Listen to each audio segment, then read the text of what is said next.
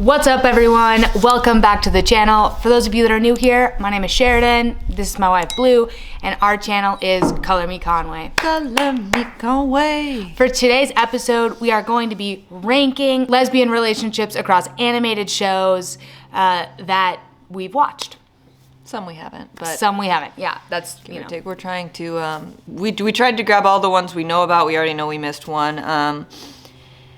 But basically, we tried to grab every lesbian relationship we could think of in an animated series, and we're ranking them best to worst. So before we get into the countdown, I want to do some honorable mentions here. And just spoiler alert, these are not going to be included in the countdown. One, we missed a lesbian relationship in Big Mouth. Oh yeah. What's her name? It's like the mom of one of the characters. Her mom leaves her dad to be with a woman, and she's in a relationship. We're not going to talk about it much today. The lesbian relationships we're including, we've already talked about in previous videos. So rather than stuffing this one in without thinking about it, honorable mention. Honorable mention. It exists. There is a lesbian relationship in Big Mouth. And then there's a couple lesbians we just want to call out that aren't in relationships, or a relationship wasn't significant enough. But we just want to give y'all a holla. In She-Ra and the Princesses of Power, there's Scorpia. Some people ship her with Perfuma. I'm not entirely sure. She's a phenomenal character. She's definitely a lesbian. Yeah. I just the relationship wasn't clear enough to include here. But we love Scorpia. There's Kelsey from Bojack Horseman. She is an awesome character. One of my favorite lines in Bojack Horseman is she goes, it's not going to make any sense without context. She goes, but in my version, she's gay. Okay, bye. And it's just super funny. She's a great lesbian character, and an example of how Bojack, I think, tried to retroactively add some representation. But no relationship there. She does have a daughter. But other than that, there wasn't a lot to talk about in this context. And then in Tuka and Birdie, Tuka dates a bird mechanic for a second. I wanted to include that whole thing. Sheridan thought that I was insane. It was 5 seconds. All right.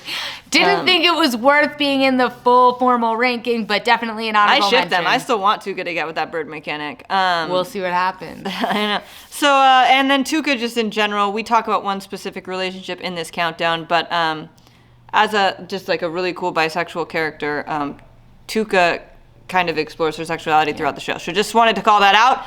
Now let's get into the actual countdown. Let's do it! If you are tuning in, this is the last day of our Valentine's Day thing.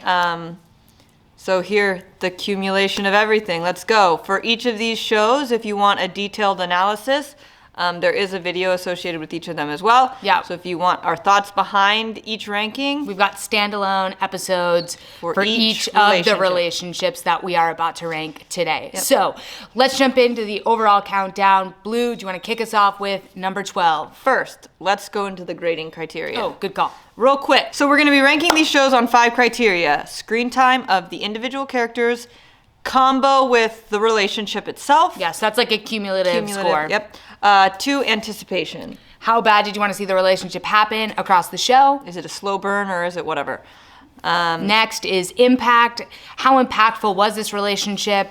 And then next one is... And that's a meta, I think, kind of thing.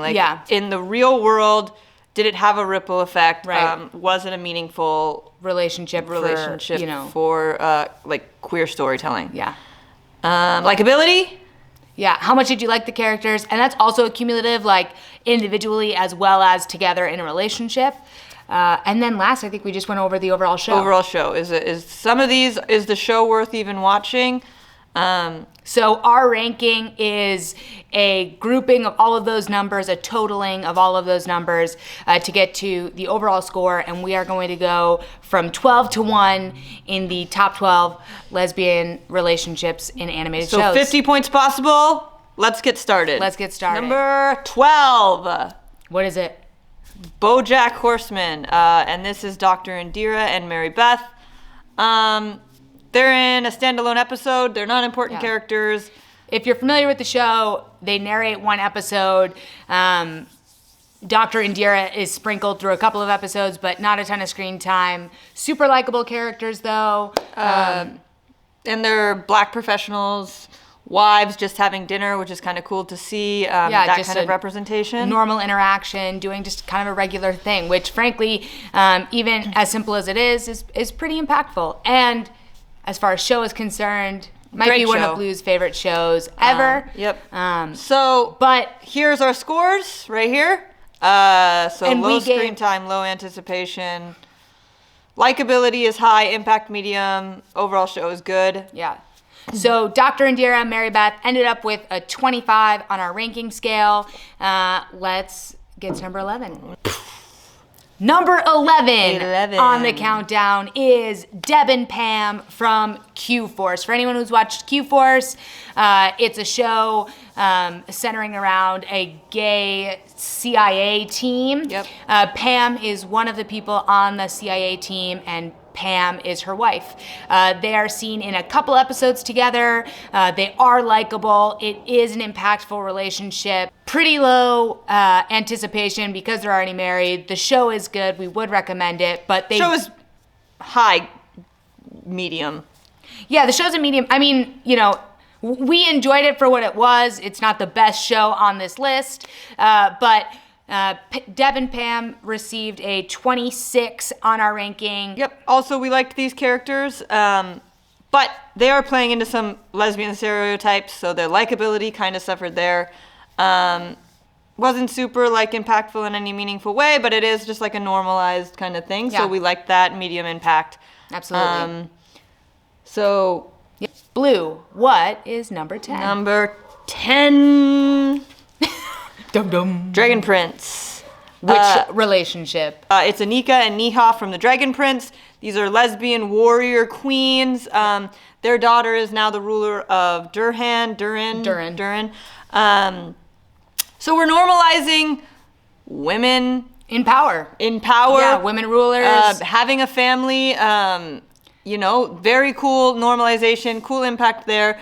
But you're feeding into the burying your gays trope. It's just a small, tiny fraction of the show. It's not significant to the overall arc of the storytelling of the show. Right. They are super likable. The show is good. But because of lack of screen time and lack of anticipation, since they were already married, they ranked number 10 with a score of 27 out of 50 on our ranking system. Let's move on. Number 9, this might surprise people because I know this is a coveted relationship, but this is Korra and Asami from The Legend of Korra. Blue, you want to talk a little bit why we ranked them so low? I just have never bought into that this was I was never convinced that this relationship felt natural. I was never anticipating this relationship. I didn't see any build up for it. I rewatched the show. I looked for the whatever people see. I don't get it. A handhold at the end. I love that Nickelodeon. Apparently I do that wrong. Made this gesture. At the time, it was super cool. It is going to leave an impact in the industry as a whole. But I just don't buy into it. I don't see where they earned this. I really just don't see this relationship being anticipated. They're likable characters. The show didn't live up to Avatar: The Last Airbender, so the overall show, likable characters, cool idea, but it seems like an afterthought to me. So for those reasons, they received a 28 out of 50 on our ranking system and are number 9. Now, number 8 on our list is Princess Bubblegum and Marceline from Adventure Time. Candidly, if you watched the analysis video for this relationship, Blue and I have not watched this show start to finish. So frankly, a lot of our ranks or scores across our categories are guesses. Well, from what we based on what we researched. But ultimately, for us, the show got a low ranking because we've never been able to get into it. But we know the relationship was impactful. It did seem like fans were super excited about it forming. Burn. So for those reasons, they got a 29 and are number 8 on our overall list. All right, let's go. Number 7. Number what 7. Is it? It's actually kind of crazy that this relationship is being ranked above something so iconic as Princess I know, I Bubblegum felt and a little Marceline. weird about it, actually. But let's talk about why. So we have Tuka and Kara, and I will say that I think this relationship... Tuka and Kara from... Tuka and Kara from Tuka and Birdie. I think what this relationship is leaning on is less the relationship itself and more Tuka as a character. A really cool bisexual character, a very sexual, character who dates women, and that is part of it. In fact, she dates another bird mechanic. It's a great show.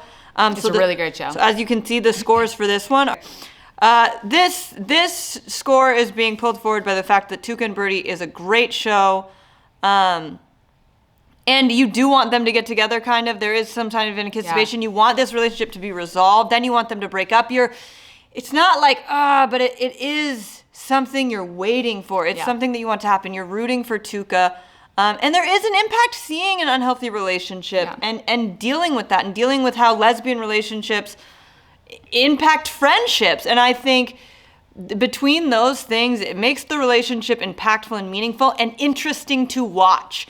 It's not like going to be the sexiest. You're not rooting for them. Right. But it's a great story and so in a great show. And it's mainly because of likability of the relationship being so low that they ranked 7 with an overall score of 30. All right, number 6. 6 is, go ahead. Ruby and Sapphire from Steven's Universe. Steven's Universe. All right, so again, this is not one that we watched end to end. We've tried to watch this show, and this show is 100% on Rotten Tomato. I honestly can't believe that we weren't able to get into it with that good of a score. I know. We don't doubt it's a good show. It shocks us that we can't get into it because it's always recommended to us. Yeah.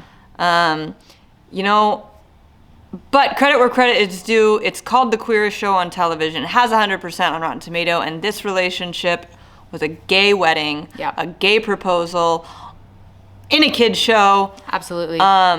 It's awesome. I mean, it's awesome. It's impactful. And this is actually the first show in our ranking to receive a perfect score anywhere at anything. So we did want to acknowledge the impact that the show and this relationship has had on the queer community. But because we don't love the show, this is our ranking.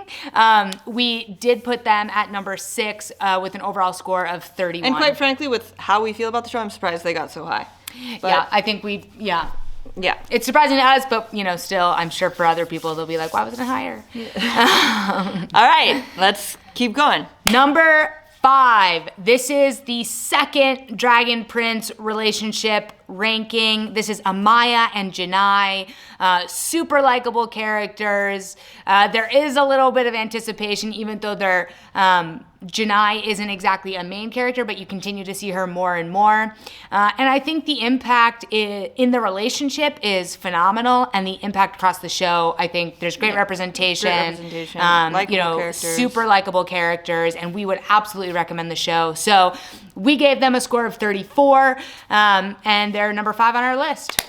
Next is Luz and Amity. Oh, we love them. Come on, you guys. Amity. Number so 4. Cute. These top 5, we love all these shows. We would recommend them to anyone. Especially lesbians, right? Okay, you got Luz and Amity. You got a main character of a Disney show asking a girl to be your girlfriend. I mean, come on. So cute. The impact is there. The anticipation is there. The likability is there. The show is great. The show didn't get as high of marks as some other shows, frankly, because if we're being honest about it, without this relationship, we probably wouldn't watch it. It's a childish show. We probably wouldn't watch the show. But again, this is the second show to get 100% for impact. It's a Disney show. It's a kid's show. And it has a lesbian relationship. And, the more we can normalize that to kids and have it be a positive story, the better. So we were really excited to see this happen.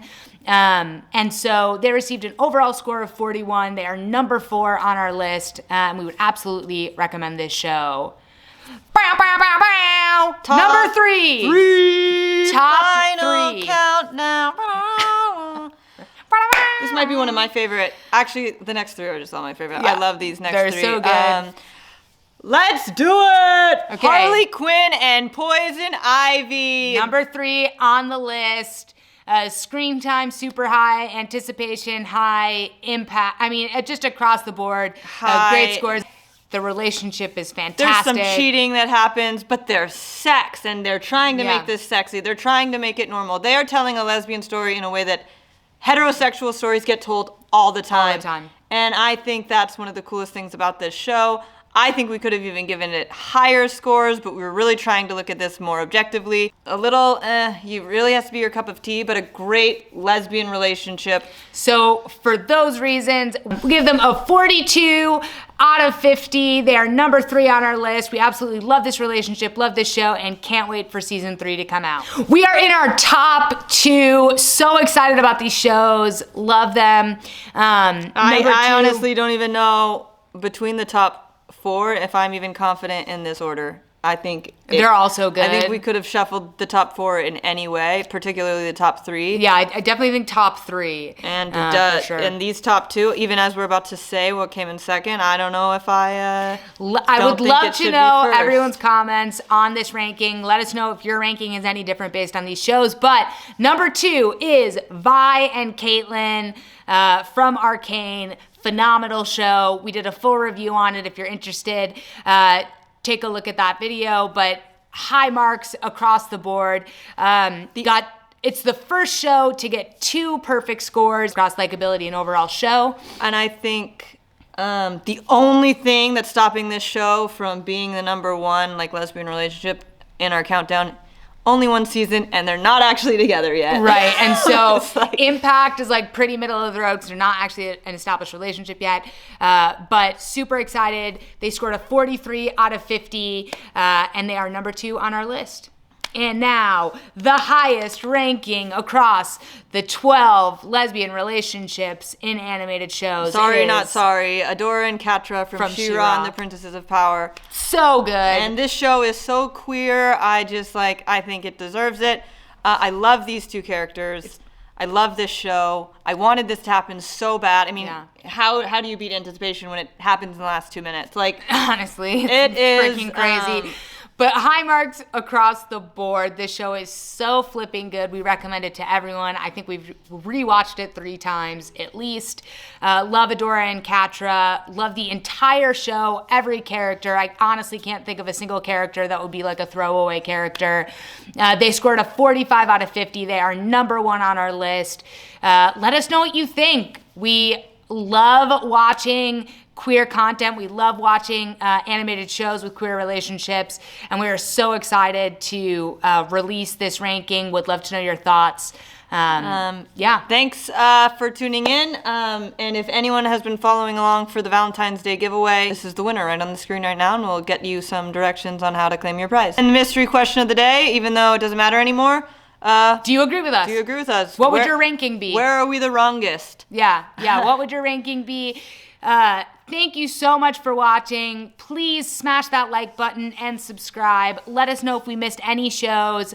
Let us know if you'd put it in a different order. Thanks for watching. We appreciate you. We'll catch you in the next one.